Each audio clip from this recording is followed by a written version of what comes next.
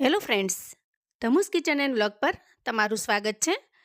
મિત્રો, શું તમે ખમણ ઢોકળા ખાવાના શોખીન છો? તો આજની રેસિપી બિલકુલ તમારા માટે જ છે.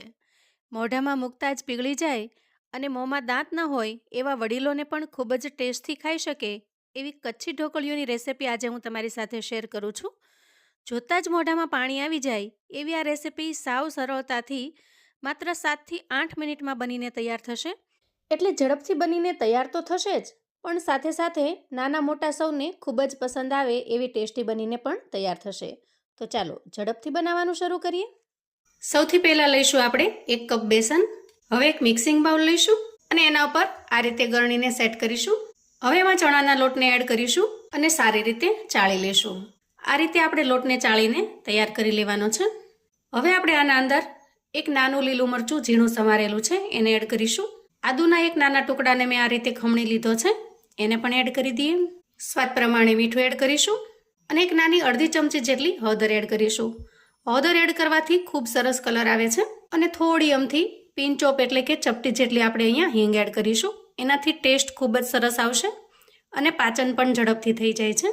હવે જુઓ, જે કપનું માપ લઈ અને આપણે બેસન લીધેલો છે એ જ કપના માપ પ્રમાણે હું અહીંયા 1 કપ ભરી અને છાશને એડ કરું છું. છાશ બહુ ખાટી પણ નહીં અને સાવ મોળી પણ નહીં અને થોડી ઘાટી હોય એવી પસંદ કરેલી છે. અથવા તો 3 ચમચી જેટલું મીડિયમ ખટાશવાળું દહીં પણ લઈ શકો છો. હવે જુઓ, મેજરમેન્ટથી બનાવીશું તો એકદમ પરફેક્ટ બનશે અને ખૂબ જ ટેસ્ટી પણ બનશે. તો અહીંયા 1 કપ છાશ એડ કર્યા પછી એ જ કપના માપ પ્રમાણે આ 1 અને આ 2 કપ ભરીને આપણે એમાં પાણી એડ કરવાનું છે અને પહેલાં આપણે સારી રીતે મિક્સ કરી લેવાનું છે. હવે જુઓ, આના અંદર આપણને લમ્સ એટલે કે ગાંઠા દેખાય છે. અહીંયા ગાંઠાને દૂર કરવા માટે આપણે એમાં થોડી વાર માટે બ્લેન્ડર ચલાવી લઈએ. તો જુઓ, આ રીતે એકદમ સરસ સ્મૂથ એવું બેટર બનીને તૈયાર થઈ ગયું છે. આ રીતનું બેટર આપણે બનાવીને તૈયાર કરવાનું છે. હવે આપણે આવી કોઈ ડીશ કે પ્લેટ લઈશું અને બ્રશની મદદથી ડીશને આપણે ઓઇલથી ગ્રીસ કરી લેવાની છે. હવે જુઓ, અહીંયા મેં એક નોનસ્ટિક પેન લીધું છે અને તૈયાર કરેલા મિશ્રણને આપણે નોનસ્ટિકમાં ટ્રાન્સફર કરવાનું છે. હજી ગેસની ફ્લેમને મેં ચાલુ કરેલી નથી. આ રીતે બધું જ બેટર ટ્રાન્સફર કર્યા પછી આપણે ગેસની ફ્લેમને ઓન કરીશું. અહીંયા તમારે તેલ કે બીજી કોઈ પણ વસ્તુ વાપરવાની નથી. બસ સિમ્પલ પેનની અંદર આ મિશ્રણને ટ્રાન્સફર કરી દેવાનું છે. અહીંયા આ પ્રોસેસ કરવા માટે તમારે કોઈ જાડા તળિયાની કડાઈ પસંદ કરવાની અથવા તો આ રીતે નોનસ્ટિક પેન લેવાનું છે. એમ કરવાથી મિશ્રણ જ્યારે ઘાટું થશે ત્યારે નીચે તળિયે ચોંટી નહીં જાય અને બળી પણ નહીં જાય. જો આ રીતે સ્પેચ્યુલાને આપણે ચલાવતું જવાનું છે. શરૂઆતમાં આપણે ગેસની ફ્લેમને થોડી ફાસ્ટ રાખીશું જેથી મિશ્રણ ઝડપથી ઘાટું થવા લાગશે અને આ રીતે જ્યારે મિશ્રણ ઘાટું થવા લાગે ત્યારે ગેસની ફ્લેમને આપણે મીડિયમ પર લઈ લેવાની છે અને સ્પેચ્યુલાની મદદથી ચલાવતું જવાનું છે. આ પ્રોસેસ કરતા માત્ર 3 થી 4 મિનિટ થશે. બહુ ખાસ વાર લાગતી નથી. એકદમ ફટાફટથી અને ઝડપથી બનીને તૈયાર થઈ જશે. તો જુઓ, અંદાજે 2 મિનિટ જેટલો સમય થવા આવ્યો છે અને મિશ્રણ આપણું ઘાટું થવા માંડ્યું છે. તમે જોશો કે જેમ જેમ મિશ્રણ પાકતું જશે એમ એનો કલર ચેન્જ થતો જશે. એકદમ લાઇટ યલો કલરમાંથી એ થોડો ડાર્ક બનતો જશે. તો જુઓ, ધીરે ધીરે મિશ્રણ ઘાટું બની ગયું છે અને એનો કલર પણ ચેન્જ થઈ ગયો છે. આ સ્ટેજે જ્યારે મિશ્રણ થોડું પાકવા લાગે ત્યારે આપણે એમાં 2 ચમચી જેટલું સિંગ તેલ એડ કરીશું. કેમ કે એમ કરવાથી એકદમ સરસ પોચું અને સ્પોન્જી પણ બનશે અને સિંગ તેલનો ટેસ્ટ પણ એમાં ખૂબ જ લાજવાબ લાગે છે અને એનો કલર પણ જુઓ એકદમ સરસ ચમકવાળો બની જશે. તો અહીંયા આપણું મિશ્રણ બનીને તૈયાર થઈ ગયું છે. અહીંયા તમે એનો લુક જોઈ શકો છો. હવે ઓઇલથી ગ્રીસ કરેલી પ્લેટમાં આપણે મિશ્રણને ટ્રાન્સફર કરી લેવાનું છે અને આ રીતે સ્પેચ્યુલાની મદદથી એને ફેલાવી લેવાનું છે. મિશ્રણને આપણે એકદમ સરસ રીતે ફેલાવી દીધું છે. હવે આપણે પ્લેટને 10 થી 15 મિનિટ માટે આ રીતે એમને સામાન્ય તાપમાન પર આવવા દઈએ અને જ્યારે ઠરી જશે ત્યારે એમાંથી સરસ પીસ બનાવીને તૈયાર કરી લઈશું. તો જુઓ, અંદાજે 10 થી 15 મિનિટની અંદર મિશ્રણ એકદમ સરસ સુકાઈ ગયું છે. જુઓ, આ રીતે હાથ ફેરવતા બિલકુલ ચીપકતું નથી. તો હવે આપણે આમાંથી પીસ કરી લઈશું.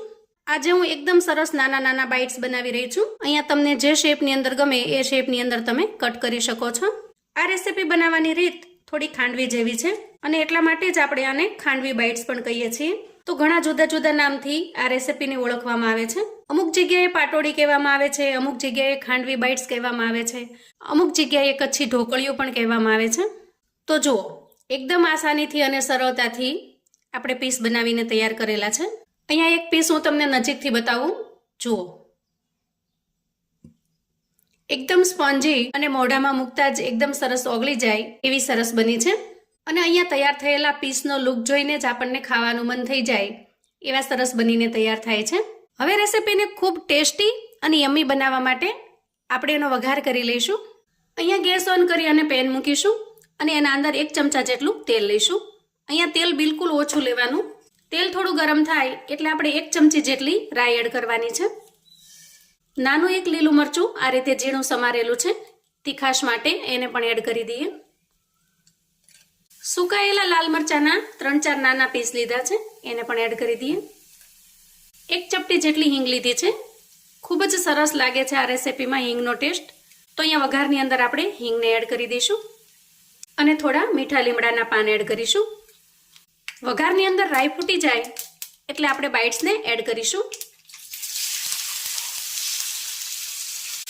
અને સારી રીતે મિક્સ કરી લઈશું. આ રેસીપીની ખાસિયત એ છે કે તમે આના અંદર થોડું પણ તેલ નાખશો તો પણ એ તેલ બહાર જ રહેશે. એના જે પીસ કરેલા છે એ તેલને બિલકુલ ઓબ્ઝર્વ નહીં કરે. હવે આપણે થોડી ઝીણી સમારેલી કોથમીર એડ કરીશું અને થોડું લીલા નાળિયેરનું ખમણ એડ કરીશું. આ રીતે મેં ઝીણું ઝીણું ખમણી લીધું છે, એને એડ કરી દઈએ અને સારી રીતે મિક્સ કરી લઈએ. તમારી પાસે લીલું નાળિયેર ન હોય તો સૂકા નાળિયેરને ખમણીને પણ એડ કરી શકો છો અને જો નાળિયેર ઘરમાં અવેલેબલ ન હોય તો તમે સ્કીપ પણ કરી શકો છો.